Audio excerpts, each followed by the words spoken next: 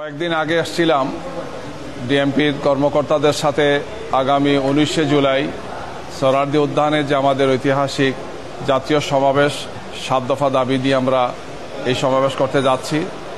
এ বিষয়ে তাদেরকে অবহিত করা, প্রয়োজনীয় ইনফরমেশনগুলো তাদের সাথে আদান প্রদান করা এবং এই সমাবেশটি সুন্দর শান্তিপূর্ণভাবে সম্পন্ন করার জন্য তাদের কাছ থেকে আমরা সহযোগিতা চেয়েছি। তো ওনারা আমাদেরকে গত মিটিংয়েও বলেছিলেন যে আমরা পূর্ণ সহযোগিতা করবেন। বিভিন্ন বিষয়ে আমরা পরামর্শ করেছি, ওনাদের পরামর্শগুলো আমরা নিয়ে বসছি। আমাদেরও বিভিন্ন অবজারভেশনগুলো তাদের আমরা জানিয়েছিলাম।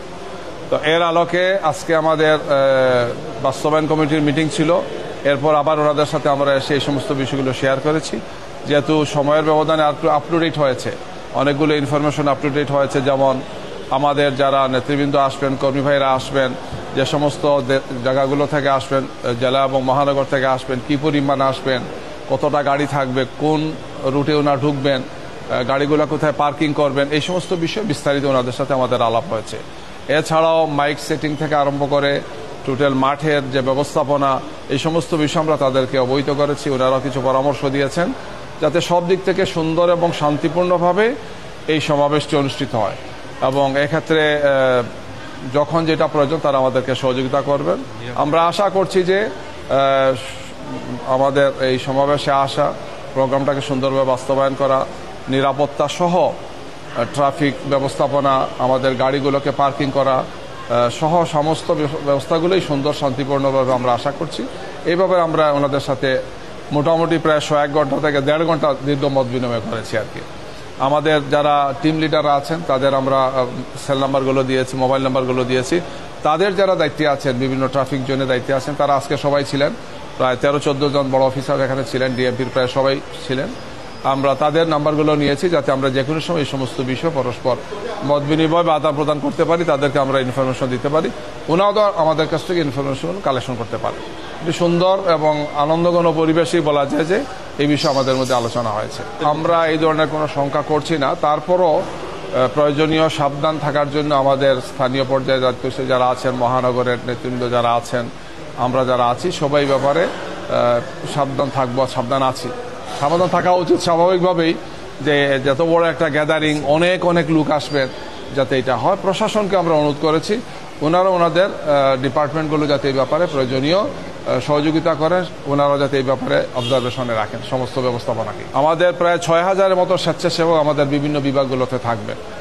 শৃঙ্খলার জন্য আমাদের নেতৃবৃন্দ এবং কর্মী বাহিনীকে ঢুকবেন, বের হবেন, গাড়িগুলো রিসিভ করা, সব পুরো ব্যবস্থাপনার সাথেই প্রায় 6000-এর মতো ভলান্টিয়ার আমাদের থাকবে।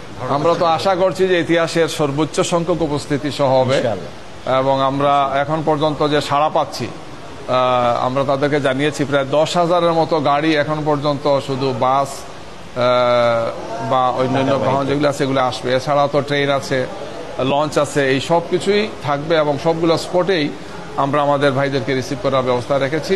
ওনারা আমাদেরকে এই ব্যাপারে সহযোগিতা করবে। সংখ্যা তো এখনই বলা যাচ্ছে না, তবে সেটা কয়েক লাখ তো হবেই। মিলিয়ন ম্যান মার্চ আমরা আশা করছি ইনশাল্লাহ। না, কন্ডিশন এগুলা যেগুলা নিরাপত্তাজনিত বা যে সমস্ত প্রস্তুতিগুলো রাখতে হয় এগুলি আলোচনা হয়েছে। যেহেতু এই ধরনের অনেকগুলো বড় বড় ইভেন্ট, বড় বড় জনসভা ওনারা ম্যানেজ করেছেন, রিসেন্টলি করেছেন, ওনাদের একটা ভালো এক্সপিরিয়েন্স আছে। তারপরেও এগুলো বিষয়ে আলোচনা আসছে যে আমরা যাতে সব ক্ষেত্রেই আমাদের এই বিটার্ড মুভ, অনেক লোক আসবেন, যাতে কোনো অনাকাঙ্ক্ষিত অপ্রত্যাশিত কিছু যাতে না হয়, এই ব্যাপারে যাতে আমরা প্রয়োজনীয় সাবধান থাকি, ব্যবস্থাপনা যাতে আমাদের সেখানে থাকে। আমরা এটা প্রক্রিয়াধীন আছে, আমরা কার্ড নিয়ে যাচ্ছি বিভিন্ন দলের কাছে, আমরা দাওয়াত দিচ্ছি, জারি করেছি। জামাত ইসলামী এবং ইসলামী ছাত্র শিবির গণতান্ত্রিক আন্দোলনে আমরা দীর্ঘদিন থেকে আছি এবং আমাদের ভূমিকা সবসময় ছিল রাজনীতির ক্ষেত্রে, গণতন্ত্রের ক্ষেত্রে, দেশের স্বার্থে, দেশের কল্যাণে। আমরা যে কোনো সমালোচনাকে সবসময় ওয়েলকাম জানিয়েছি, আমরা এখনও ওয়েলকাম জানাচ্ছি। আমরা আমাদের কাজ করছি, আমাদের নীতি পদ্ধতি, আমাদের কর্মসূচি দেশবাসীর কাছে স্পষ্ট আছে। আমরা এগুলো নিয়ে এগিয়ে যেতে চাই, এগুলো আমাদের কাছে কোনো হেডেক না। আমরা মনে করি যে পজিটিভলি, গণতান্ত্রিকভাবে এবং সৃজনশীলভাবে যদি আমি ভূমিকা রাখতে পারি, জনগণ সেটাকে ওয়েলকাম জানাবে।